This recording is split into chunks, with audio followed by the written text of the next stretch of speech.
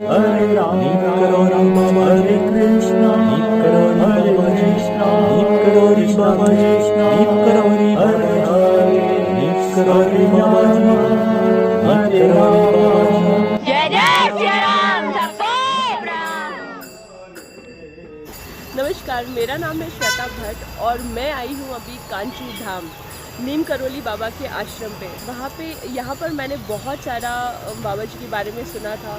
From Mark Zuckerberg to Steve Jobs, हर कोई यहाँ पर आया हुआ है। लॉट ऑफ इंटरनेशनल टूरिस्ट जो हर बार यहाँ पर आते हैं, तो मुझे यहाँ पर आना ही था और यहाँ पर आकर मुझे और जाना था कि उनकी लाइफ के बारे में कैसे थे, इतने लोग यहाँ पर क्यों आते हैं। मैंने सुना है कि बाबा जी का बहुत सत्य है, तो इनमें कैम सच है, what is the reason about it, ये हमको बताएंगे मिस्टर रंगीला सौदागर, जो यहाँ के one of the most popular YouTuber है। मेरे साथ है रंगीला सौदागर, तो उन्हीं की ज़ुबानी हम सुनेंगे बाबा जी की कुछ लाइफ के बारे में। तो दोस्तों नमस्कार, मैं विजय वर्मा। मैं हूँ इस वक्त कैंची धाम में और सुबह का समय है और आज है तारीख 26 मई 2022। तो श्वेता भट्ट जी जुड़ी हुई हैं, गुजरात से हैं और इनकी मम्मी का फ़ोन आया था और टूरिज़्म का पूरा मैंने इनका वो किया। तो जैसे मैं जब भी यहाँ आते हैं, आप तो मेरा यूट्यूब चैनल भी है, मैं आपके सेवाएँ दे सकता हूँ। बाकी भट्ट जी ने पूछा कि यार थोड़ा बाबा जी के बारे में, तो दोस्तों मैं संक्षिप्त में बाबा जी के बारे में बताना चाहूँगा। 1900 में बाबा जी का जन्म हुआ था। माता जी का नाम कौशल्या देवी, पिताजी का नाम दुर्ग नारायण शर्मा और उनके बचपन का नाम लक्ष्मी नारायण शर्मा था।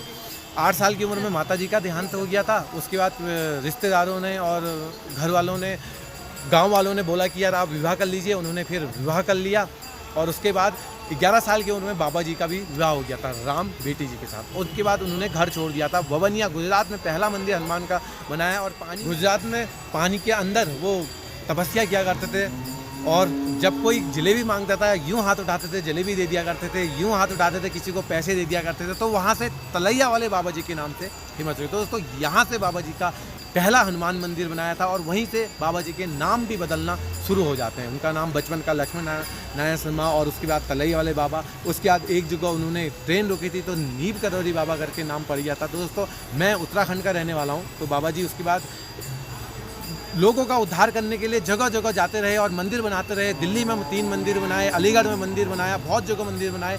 लेकिन मैं उत्तराखंड का रहने वाला हूँ, मैं आपको अधिक से अधिक जानकारी उत्तराखंड की दूंगा। उत्तराखंड में 4 मंदिर हैं अभी यहाँ पर, मतलब वैसे बहुत सारे मंदिर हैं लेकिन मैं नैनीताल को यहाँ जो पास के हैं 4 मंदिर हैं। पहला मंदिर हनुमानगढ़ी 1950 से 1952 में बनाया। 1935 में बाबा जी यहाँ उत्तराखंड में आए थे, घर कर रहे। 1950 के समथिंग 52 के समथिंग हनुमानगढ़ी बनाया। उसके बाद दूसरा मंदिर भूमियाधार बनाया 1962 में। तीसरा मंदिर कैंची धाम 1964 में और फिर चौथा मंदिर कांकड़ी घाट 1965 में बनाया। और ख़ास बात यह है कि ये 4 के 4 मंदिर 15 जून के दिन ही स्थापित हुए हैं। कहा जाता है हनुमानगढ़ी शमशान घाट है, कैंची धाम शमशान घाट है और कांकड़ी घाट भी शमशान घाट है। और ये सब मंदिर बहुत ही पावन मंदिर हैं। जब भी यहाँ आप 4 के 4 मंदिर में आओगे तो आपको यहाँ पर एक स्पेशल पावर मिलेगी और एक ध्यान का केंद्र आपको मिल सकता है। और जब भी आप यहाँ पर शांति के लिए आते हैं तो आपको बहुत अच्छा लगता है। दूसरी बात दोस्तों, आप यहाँ आइए, मैं आपको विजिट कराऊंगा और ये मैंने 4 धाम का रूप दे रखा है। आप जब भी मैं 4 धाम यात्रा, एक तो केदारनाथ, बद्रीनाथ, गंगोत्री, यमुनोत्री है और एक 4 धाम ये है हनुमानगढ़ी, भूमियाधार, कैंची धाम और कांकड़ा। जब भी आप यहाँ आते हैं बाकी अधिक जानकारी के लिए आप यूट्यूब चैनल रंगीला सौदागर में विजिट कर सकते हैं। आपको श्वेता मैडम बता देंगी कि किस तरीके से लिंक आपको मिल जाएगा। यहाँ आते हैं, फ़ोन नंबर मैंने आपको दे रखा है, यूट्यूब चैनल के डिस्क्रिप्शन में है, आप वहाँ से वो कर सकते हैं। अगर आपको टूरिज़्म की सेवा चाहिए या कुछ गाइडिंग की सेवा चाहिए तो आप मुझे कॉल कर सकते हैं, मैं आपको अपना बेस्ट से बेस्ट दूंगा। बाकी दोस्तों यहाँ थोड़ी सी मैं मंदिर परिषद की जानकारी दूँ कि कैंची धाम मेन है। यहाँ मार्क जुगलबर्ग आए थे, स्टीव जॉब आए थे।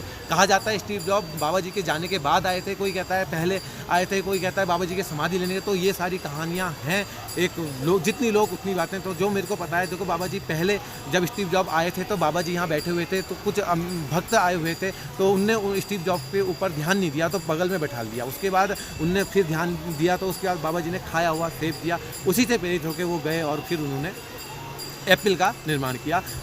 ये जो एप्पल की कहानी, कोई कहता है कि बाबा जी नहीं थे तब वो आए थे।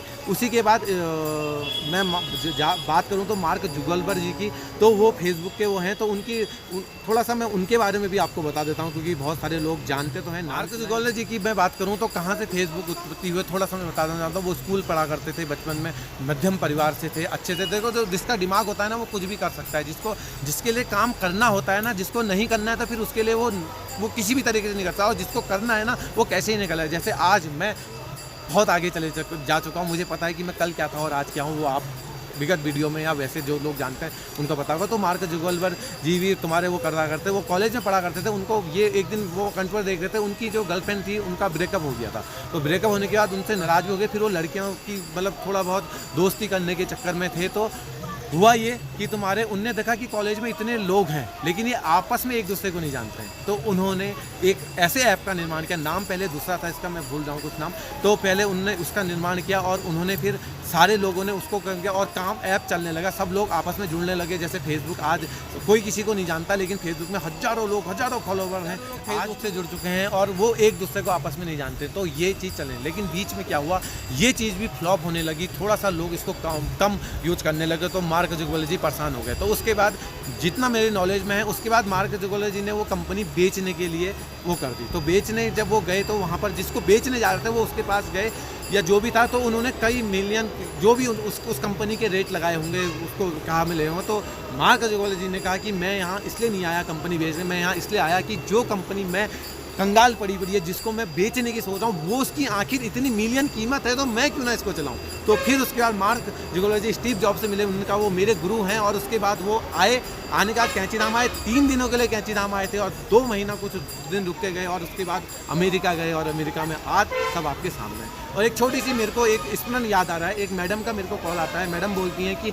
हमारी जो आप बाबा जी से अरदास लगा दीजिए। मैंने कहा क्या अरदास लगानी है? तो बोलते हैं कि हमारी एक कंपनी है, हमारी बिक जाए। तो मैंने कहा यार कंपनी क्यों बिक जाए, क्या प्रॉब्लम आई? तो बोलते हैं कि यार मैं कर्ज में डूबी हुई हूँ। महिला का कॉल आता था, मैं कर्ज में डूबी हुई हूँ, सबको देना है, मेरे इस तरीके से देखना है, तो कंपनी जब बिकेगी तब मैं होऊंगा। तो मैंने पूछा कि कंपनी क्या बनाती है? उन्होंने कहा ये बनाती है कंपनी। मैंने कहा तुम किसको बेच रहे हो? तो उन्होंने कहा मैं इसको बेच रहा हूँ। मैंने कहा क्या वो उस कंपनी में पहले काम करता था या उस कंपनी के बारे में जानता है? उसने कहा वो उस कंपनी के बारे में कुछ नहीं जानता है और वो जब अब लेगा तो शुरू से काम स्टार्ट। मैंने कहा देखो वो आपकी कंपनी, जो आपकी कंपनी बेकार पड़ी हुई है, जिसको आप सोचो कि मेरे किसी काम की नहीं, वो किसी के काम की है और वो उस कंपनी को लेगा और शुरू से काम स्टार्ट करे। तब भी आप ही ऐसा क्यों नहीं करते हो कि शुरू से काम स्टार्ट करो? तो उनने मुझसे एक बात बोली थी कि चलो मेरे हस्बैंड आते हैं तो मैं उनसे पूछूंगी फिर बात करूँगी। तो उसके बाद बात आई गई हो गई, मैं भी भूल गया। उसके बाद कुछ दिनों बाद मेरे को व्हाट्सएप में मैसेज आता है कि कंपनी हमने दोबारा से चालू करी और आज काम अच्छे से चल पड़ा है और हम कर्ज धीरे धीरे जो भी लिखा था। तो मेरे को इतनी खुशी हुई, इतनी खुशी हुई, इतनी खुशी हुई।